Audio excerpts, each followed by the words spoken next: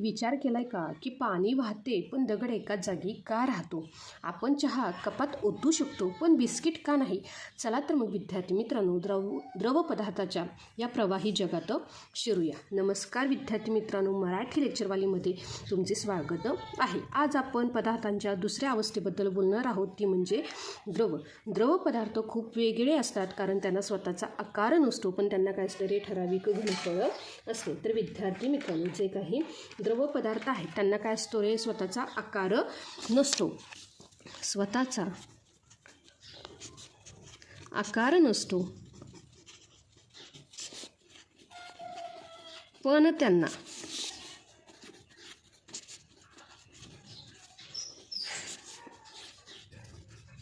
ठराविक घनफळ असते. ठराविक घनफळ असते. स्थायू पदार्थाप्रमाणे द्रव्याचे कण एकदम घट्ट चिकटलेले नसतात. याच्यामध्ये थोडी मोकळी जागा असते आणि ते काय करतात रे, हालचाल करू शकतात. म्हणूनच द्रव पदार्थ हे काय करतात रे, वाहू शकतात. तुम्ही ज्या भांड्यात त्यांना ओताल त्याचा आकार ते घेतात. विद्यार्थी मित्रांनो, द्रव्याला स्वतःचा आकार नसतो. ह्यासाठी आपण काय करू, जे घरामध्ये असणाऱ्या साहित्यातून एक प्रयोग करून पाहू. तर विद्यार्थी मित्रांनो, माझ्याकडे काय आहे बघा, हा माझ्याकडे आहे ग्लास, त्यासोबतच ही आहे काय, वाटी. तर विद्यार्थी मित्रांनो, माझ्याकडे असणाऱ्या बॉटलमधून मी काय केलं रे, ग्लासमध्ये पाणी ओतलं. तर बघा विद्यार्थी मित्रांनो, मी काय केलं, हे जे पाणी ओतलं तेच पाणी मी काय केलं रे, ह्या वाटीमध्येही ओतलं.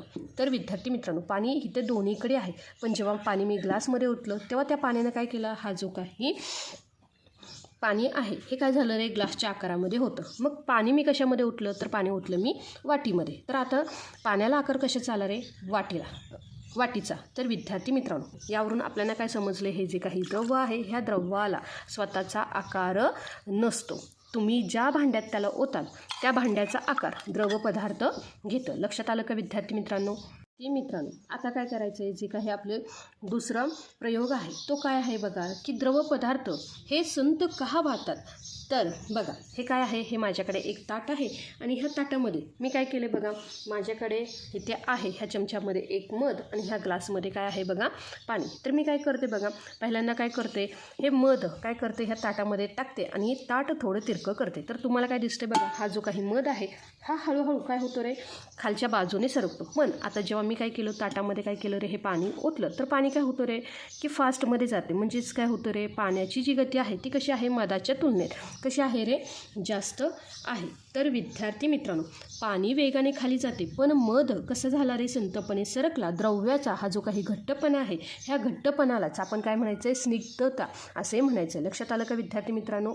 तर विद्यार्थी मित्रांनो, आता ही जादू पहा. बघा, वाटीमध्ये काय आहे बघा, पाणी आहे आणि ह्या पाण्यामध्ये मी काय केले बघा, जे काही काय करते, आपली जी काही शाई आहे ह्या शाईचा काय केला रे, एक थेंब टाकला. विद्यार्थी मित्रांनो, हे पाणी आहे पण जेव्हा मी काय करते बघा, एक थेंब टाकला, तुम्हाला काय दिसलं, हा शाईचा थेंब टाकल्या काय झालं रे, तो पसरला. म्हणजेच काय, पाणी हल्लंही नाही तरी त्यात शाई कशी पसरली. यावरून काय होतं, हे जे काही द्रवाचे कण आहेत हे काय होतात रे, सतत हालचाल करत असतात. आता हे जे काही सतत हालचाल करतात ह्यालाच आपण काय म्हणायचं आहे, विसरण. लक्षात आलं का विद्यार्थी मित्रांनो? द्रवाचे वैशिष्ट्य काय आहे बघा, द्रवाचे कण सतत काय करतात रे, हालचाल करत असतात. त्यासोबतच जे काही आपण मधाचं पाहिलं तर ह्यामध्ये द्रवाचा जो काही घट्टपणा आहे त्याला आपण काय म्हणतो रे, स्निग्धता असे म्हणतो. त्यासोबतच जो काही पहिला प्रयोग आपण केला त्यामध्ये काय, द्रवाला स्वतःचा आकार नसतो. तुम्ही ज्या भांड्यात द्रव ओताल त्या भांड्याचा आकार द्रव पदार्थ घेतं. लक्षात आलं का विद्यार्थी मित्रांनो?